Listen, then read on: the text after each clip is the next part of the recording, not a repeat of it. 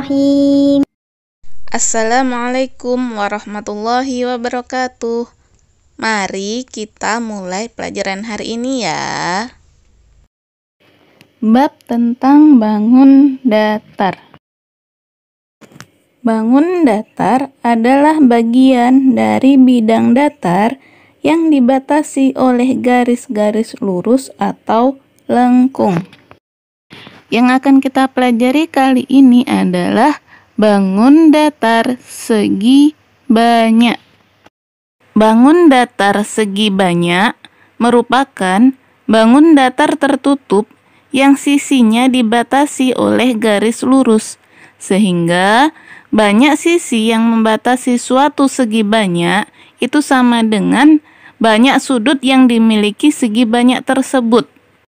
Jadi yang membatasi segi banyak adalah garis lurus, bukan garis lengkung.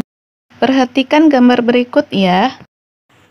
Gambar pertama itu dibatasi oleh 4 garis lurus, sehingga bangun datar tersebut memiliki 4 sudut. Berarti gambar tersebut termasuk bangun datar segi banyak. Sedangkan perhatikan gambar yang kedua. Gambar yang kedua itu dibatasi oleh 2 garis lurus dan 1 garis lengkung, sehingga kita tidak bisa menentukan sudutnya. Jadi, bangun datar yang kedua bukan bangun datar segi banyak. Jenis-jenis bangun datar segi banyak itu dibagi menjadi 2 jenis, yaitu segi banyak beraturan dan segi banyak tidak beraturan.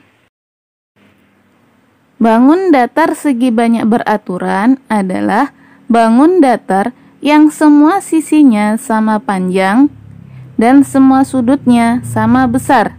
Jadi jika ada bangun datar yang panjang sisinya sama panjang, tetapi besar sudutnya berbeda, maka dia bukan termasuk segi banyak beraturan. Jadi semuanya sama. Jika panjangnya sama panjang, maka sudutnya harus sama besar. Itu termasuk segi banyak beraturan. Contohnya adalah persegi, segitiga sama sisi, segi 5 beraturan, dan banyak lagi. Selanjutnya adalah segi banyak tidak beraturan. Segi banyak tidak beraturan adalah bangun datar yang sisi-sisinya tidak sama panjang dan sudut-sudutnya tidak sama besar. Contohnya adalah trapesium, layang-layang, jajar genjang, persegi panjang, segitiga sama kaki, segitiga sembarang, dan sebagainya. Selanjutnya kita akan belajar tentang sifat-sifat bangun datar. Yang pertama adalah sifat-sifat persegi. Persegi mempunyai 4 sisi yang sama panjang dan mempunyai 4 sudut siku-siku. Yang kedua adalah persegi panjang.